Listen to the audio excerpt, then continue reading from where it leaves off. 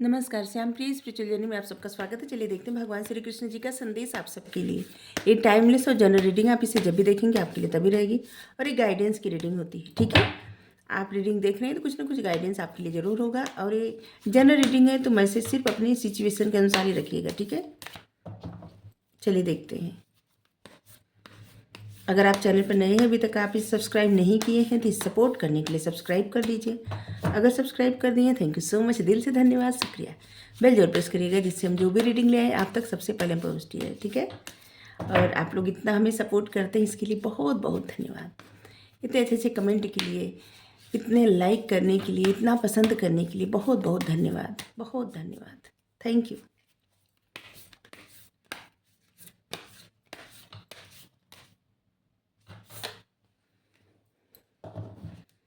Pretender,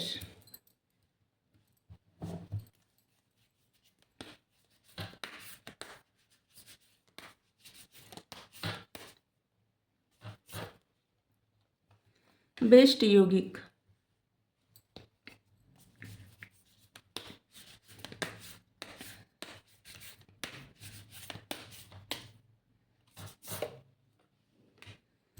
our enemy,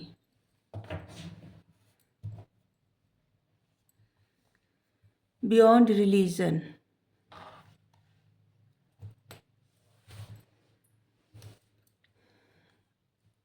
यहाँ पे भगवान जी कह रहे हैं कि आप जो भी हैं, जैसे हैं वैसे ही भगवान के शरण में आ जाइए। कुछ प्रिटेंड करने की आवश्यकता नहीं है। तो यहाँ पे पहला कार्ड है प्रिटेंडर, मतलब कुछ भी प्रिटेंड करने की कोशिश मत करिए। आप जैसे हैं, जो हैं, भगवान के शरण में आ जाइए। वो देखेंगे, वो संभालेंगे, वो सुधारेंगे, वो आपको मतलब आपको आपका मार्गदर्शन करेंगे, आपको उस पथ पे ले जाएंगे जहाँ आपको जाना है। तो उनके सामने कुछ भी प्रिटेंड करने की आवश्यकता नहीं है। जिससे आपका मन नहीं लग रहा है पूजा करने में, या मन नहीं लग रहा है कुछ करने में, दिल नहीं चाहता, फिर भी आप ज़बरदस्ती कर रहे हैं, तो ऐसा मत करिए, ठीक है। जहाँ हैं, जैसे हैं, जो भी हैं, वो जानते हैं सब कुछ। बस उन अगर आपको ऐसे लगता, बहुत सारे लोगों को ऐसे लगता है ना कि हमें ऐसा लगता है कि हम तो इतने तुच्छ हैं, भगवान के शरण में कैसे जाएं, भगवान हमें पता नहीं स्वीकार करेंगे या नहीं। तो भगवान कहते हैं कि वो सबको स्वीकार करते हैं, सब कुछ छोड़ के। देखिए, आप जो भी मतलब अगर आप गृहस्थ धर्म में हैं, या आप साधु संत हैं, या आपकी कोई भी कुछ भी पालन करते हैं, जैसे कि आप समझते हैं कि ये मेरा धर्म है, जैसे कोई कर्म करना हमारा धर्म है, ठीक है।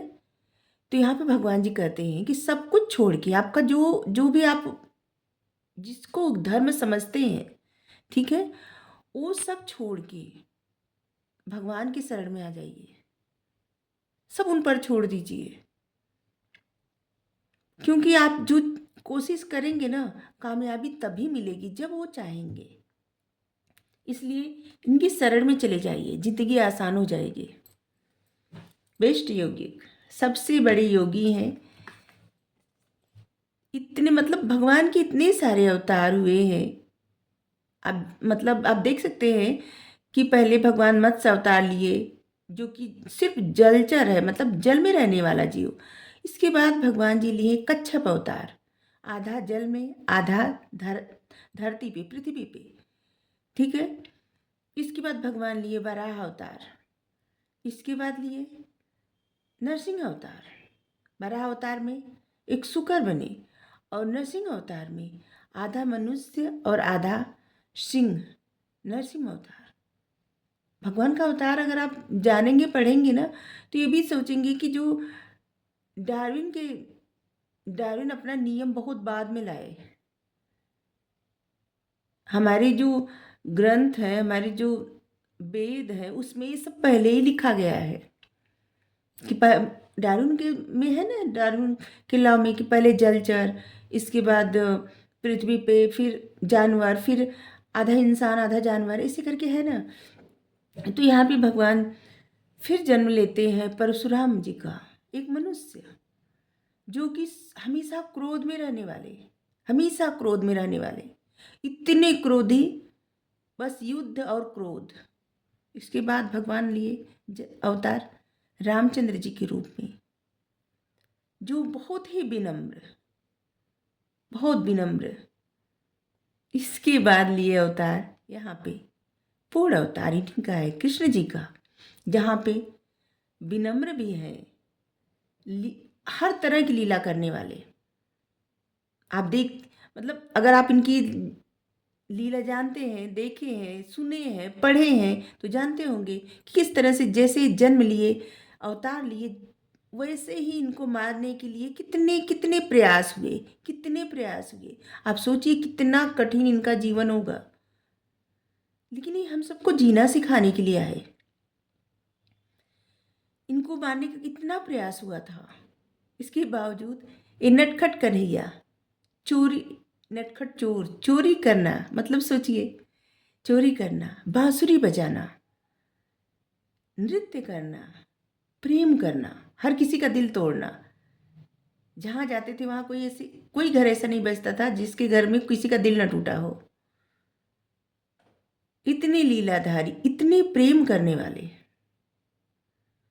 महायोद्धा, इतने राक्षसों का संहार किए, महान कूटनीतिज्ञ,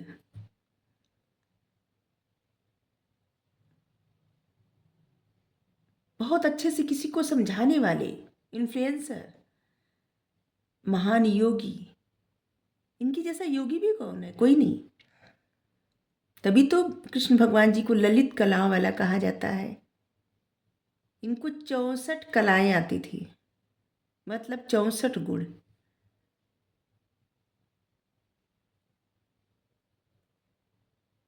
कितना इनके बारे में कहे, जितना कहे कम ही है।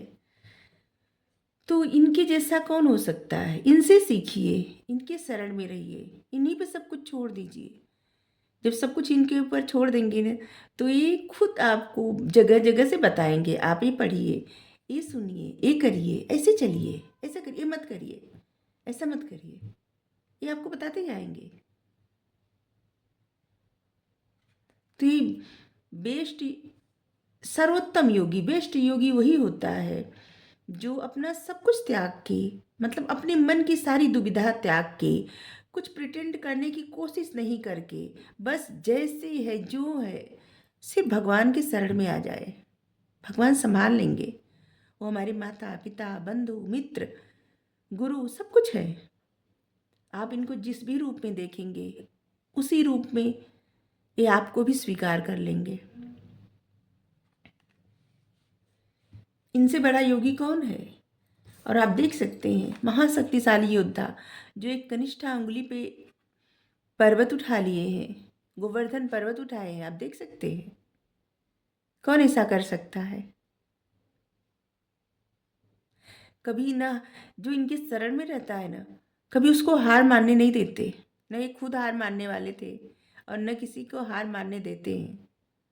ये सारथी बन जाते हैं, जीत दिलाते हैं, जिस तरह से अर्जुन को जीत दिलाया। आप देखेंगे कितनी कठिन परिस्थिति थी इनकी, कितनी कठिन। मतलब जो जिस दिन इनका अवतार लिए, जिस दिन ये जन्म लिए, उसी दिन से इनके मारने का प्लान बनने लगा। कितना कठिन जीवन। और अगर आप सीखे तो देखिए दुर्योधन का जीवन, महल में रहता था, हमेशा हर तरह का ऐशो आराम, लेकिन फिर भी उसको बस यही धुन लगी रहती थी कि उसके साथ अन्याय हुआ है। और वो अपने आप को क्या बना लिया। कोई अपने बच्चे का नाम दुर्योधन नहीं रखना पसंद करेगा, लेकिन कोई ऐसा नहीं है जो इनको ना पसंद करे। यहाँ पे भगवान जी ये भी सिखाते हैं हम सबको कि हमारी सोच पे निर्भर है। हम जो सोचते हैं ना, उसी तरह से उसी दिशा में चले जाते हैं। जैसे अगर हम ये सोचे हमारे साथ अन्याय हुआ, ये हुआ, वो हुआ, तो हम उसी दिशा में जाएंगे। तब क्या होगा ना, हमारे मन में एक अजीब से आएगा कि बदले की भावना। ठीक है, बदले की भावना में क्या होगा? ईर्ष्या, जेलसी, चिढ़, शक, ये सब होगा।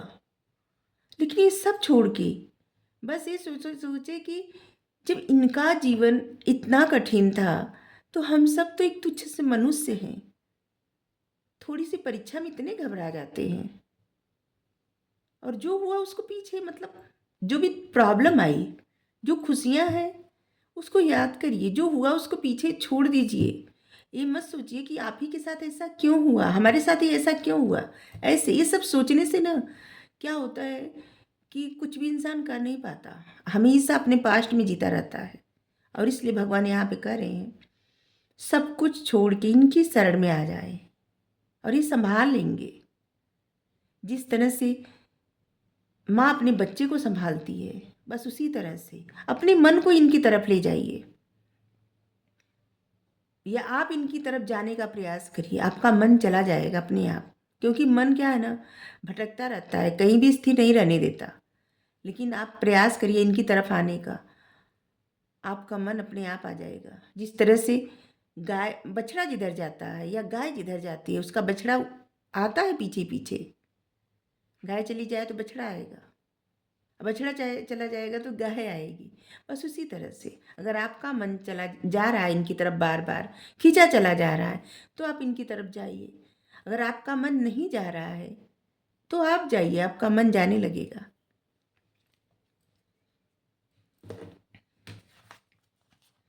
आवर एनिमी, हमारा दुश्मन, यही हमारे क्रोध, ईर्ष्या, जेलसी, शक,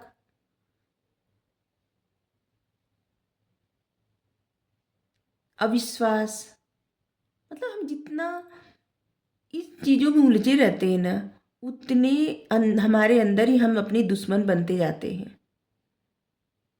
और जब इसी से छुटकारा पा जाते हैं, ऐसा सोच लेते हैं कि जो होता है वो इनकी मर्जी है, सिर्फ इनकी मर्जी, इनकी मर्जी बिना एक पत्ता भी नहीं हिलता, और इन पर छोड़ दे और इन्हीं से जो कहना है कहें,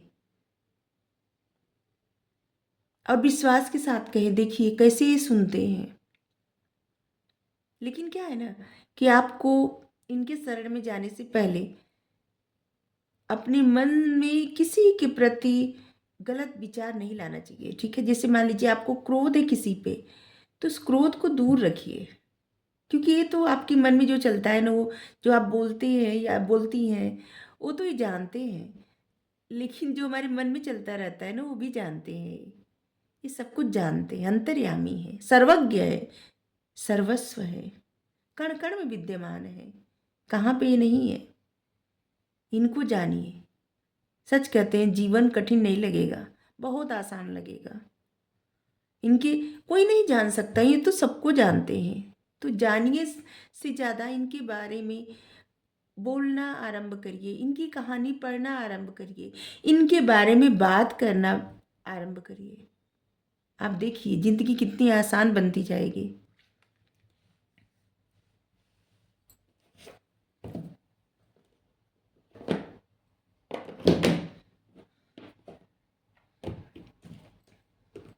जब तीनों लोक के स्वामी आए थे धरती पे, मनुष्य रूप में अवतार लिए थे, तो कितना कष्ट सहे। हम सब तो एक साधारण इंसान हैं, थोड़ी से कष्ट में परेशान हो जाते हैं। और सच कही, इनको क्या जरूरत थी आने की, यही थी, हम सबको जीना सिखाने के लिए आए थे।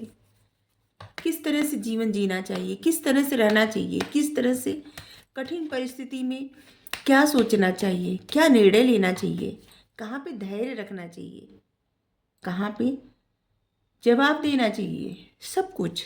ये बहुत बड़े कूटनीतिज्ञ भी है।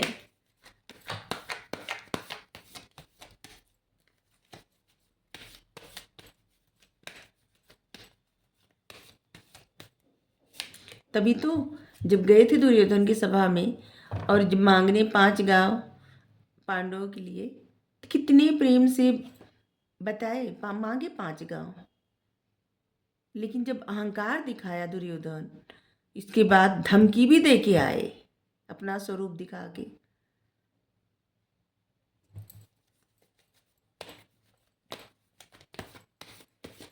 इसका मतलब है हमेशा आप अपनी बातों में ना प्रेम, सबसे पहले प्रेम से बात करने का ही अंदाज रखिए, प्रयास करिए, ठीक है।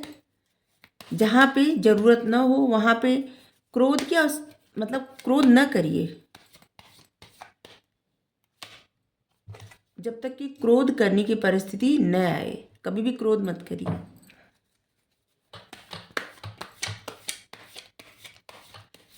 अगर आप कृष्णा जी के भक्त हैं, विष्णु भगवान जी के भक्त हैं, तो वो आपको ऐसे ही सिखाएंगे, आपको क्रोध से दूर ले जाएंगे, क्रोध नहीं करने देंगे।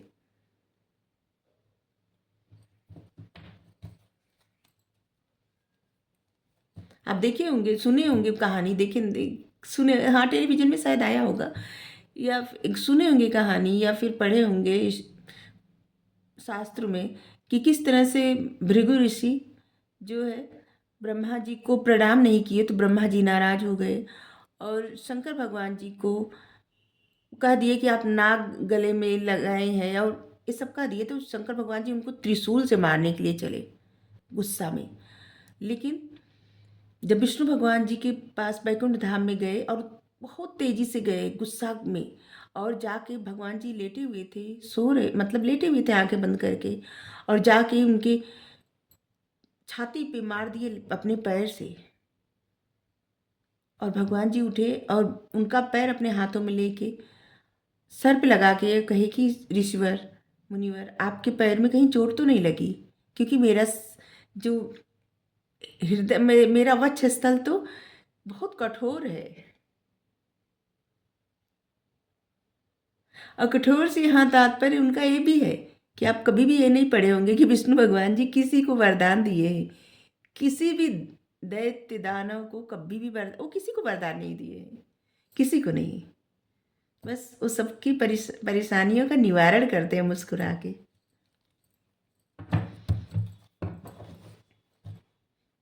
और इसीलिए इनके शरण में जो लोग जाएंगे ना, फिर ये शायद आपको तुरंत धनी ना बना दे, लेकिन हाँ, बहुत कुछ चीज़ें आपके जीवन से, निगेटिव चीज़ें हटा देंगे। जैसे निगेटिव चीज़ें क्या, मतलब जो आपके अंदर होती हैं, ईर्ष्या, क्रोध, चिढ़, जलन, जो आपको ही मतलब निगेटिव सोच, ये सब दूर कर देते हैं। जीवन की कठिन, यहाँ पे हारमोनी है, जीवन में कठिन परिस्थितियाँ कितनी भी आ जाए, ठीक है, आप जैसे हैं वैसे ही बन के उसका सामना करेंगे, कभी आप हारेंगे नहीं, ठीक है। जो है वही रहिए, कुछ बनने का प्रयास मत करिए, कुछ कितनी भी कठिन परिस्थिति आए, हम सब के लिए ही है, हम सब कुछ बनने का प्रयास ना करें, जो है बस ऐसे ही सामना करें, वो ज़्यादा बेहतर रहेगा, ठीक है।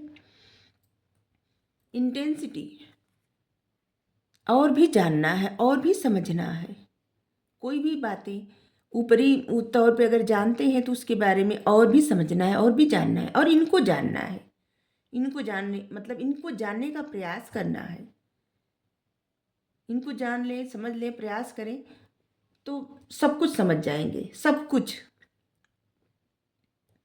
कहा जाता है कि महाभारत में कुछ भी ऐसा नहीं है, मतलब इस संसार में कुछ भी ऐसा नहीं है जो महाभारत में ना हो। और एक कलयुग की बात कर रहे हैं, अभी जो समय है, सब लोग जो मॉडर्न युग कहा जाता है, महाभारत में सब कुछ है। और वहाँ पे इनका वो उपदेश भी है, गीता, गीता जी। यहाँ पे मैसेज है, और इनमी, देखिए हमारे जो दुश्मन है ना, वो हमारे अंदर छुपे हुए हैं, हम बाहर ढूंढते हैं, बाहर हर किसी पे शक करते हैं, परेशान, ऐसे लगता है ना कि दूसरे हमारे परेशानी के कारण है, लेकिन ऐसा नहीं है, हम स्वयं हैं, हम अपनी परेशानी के कारण, कोई और नहीं है, ठीक है। यहाँ पे मैसेज है, और यहाँ पे है, आपको हारमोनी, पीस में रहना चाहिए, शांति में, शांति में रहेंगे, शांति में सोचेंगे तो बहुत सारे प्रॉब्लम दूर हो जाएंगे। किसी तरह की सिचुएशंस हो, घबराना नहीं है, सब कुछ इनके ऊपर छोड़ देना चाहिए, सब छोड़ के इनके ऊपर जैसे भरोसा करके इनकी शरण में आ जाए, फिर आपके जीवन में एक नई शुरुआत होगी, और ऐसा जो साहस नहीं है ना, वो साहस मिलेगा, ठीक है।